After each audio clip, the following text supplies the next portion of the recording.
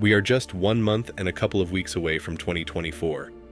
One of the biggest takeaways from the last couple of years is how society has degenerated to a level where marriage has become something that just doesn't work. It just doesn't last. And people just don't want to waste their time with it. Welcome to the era where marriage became history.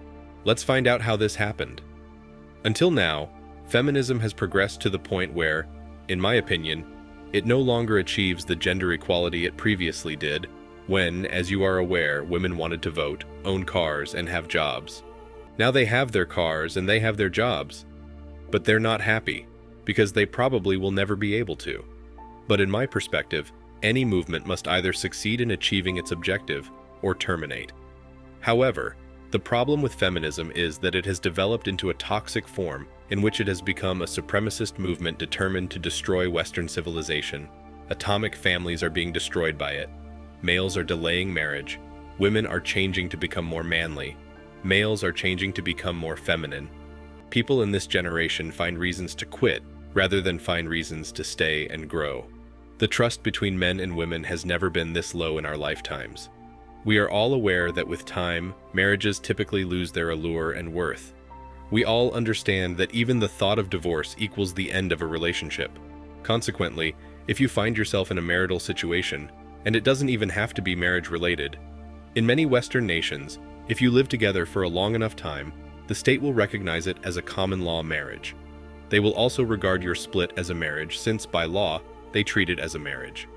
It then includes child custody arrangements and marital assets that are intended to benefit women. This brings up another problem that males have. Why should I get married when I see so many fathers losing their parental rights? They just end up losing a major chunk of their paycheck, sending money to their ex-wife, and then seeing how severely their relationship with their children deteriorates. For a good reason, such women are referred to as divorce machines. I'm not sure whether there is a solution or a method to get around the fact that men are purposefully and strategically avoiding marriage. As several guys have often asked me, how can you satisfy the biological want to pass on your seed? I've kind of touched on this subject from time to time and discussed some other possibilities as well. By nature, men are designed to scatter their seed, while women are designed to basically seek the highest value men with whom they can intertwine and use up their resources.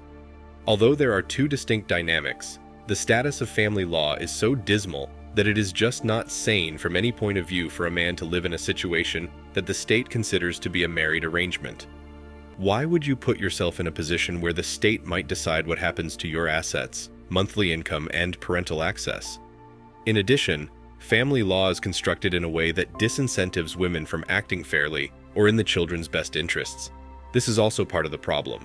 The way family law is established is intended to maximize their hypergamous nature when they divorce. And as you probably already know, women are always seeking stability. They are always seeking upgrades to where they are at. I'll give you an excellent example now. A few weeks ago, I overheard a conversation between two ladies at a Starbucks while I was there for business. One of the women remarked to the other, who was thinking of divorcing or leaving her spouse, "You should do it." It's ironic that she arrives in a brand new Range Rover, leaves the kids off at school or daycare, and then meets up with a girlfriend to discuss getting a divorce.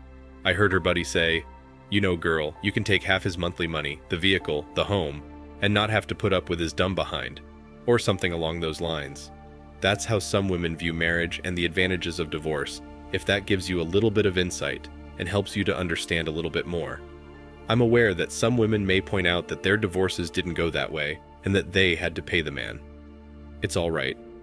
That could also occur sometimes. However, because of the nature of the intimacy market and how men and women connect, guys frequently find themselves in situations where they meet attractive women who end up marrying them, meaning that when they get married, the guys are a few points higher than them. However, when the divorce occurs, she wants to maintain her position, and hence retaliates through the divorce, and as a result, ends up with his finances and assets.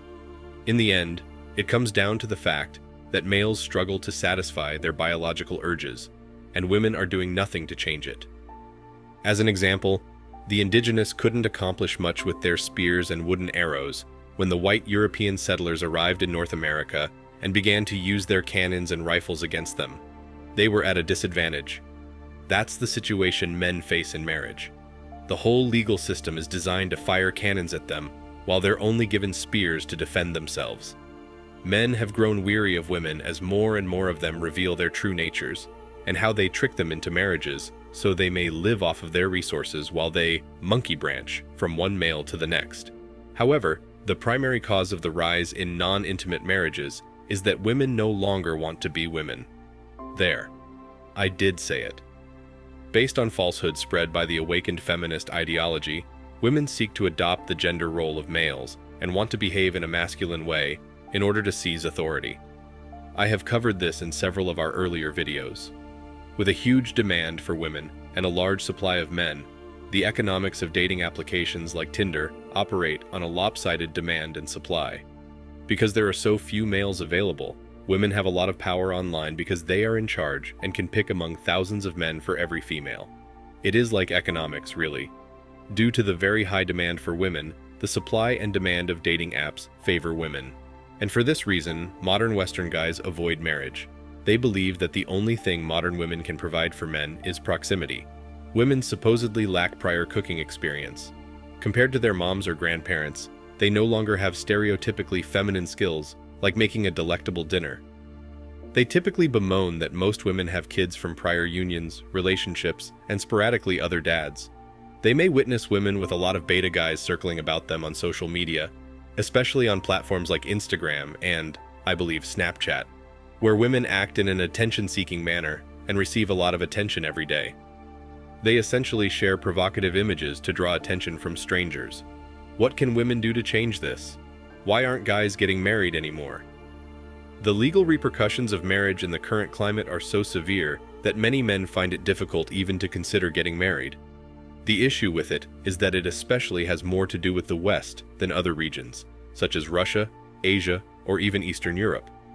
Therefore, as family law has advanced and changed through time, it has become a situation where men face very high risk and little return from marriage. That is one of the issues that men have with marriage. Family law has advanced to the point where it is very high risk, but a poor return for men, and low risk but a great reward for women, particularly if they want to leave it. 8 out of 10 divorces are initially started by women rather than men. Women dominate the intimacy market at the time of departure or divorce. And until the boys are also given incentives, nothing will improve.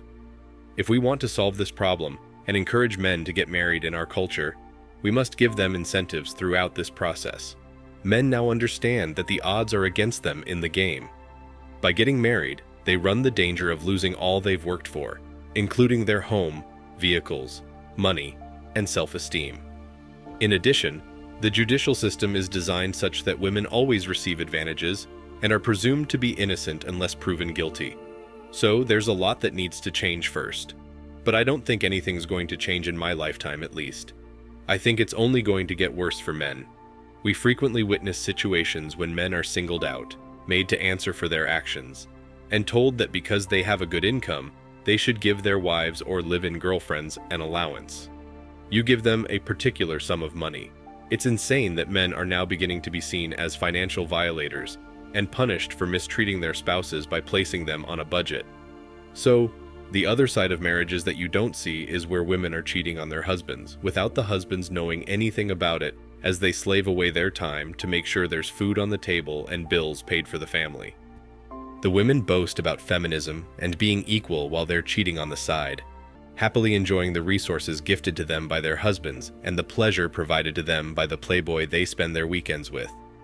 Such a shame.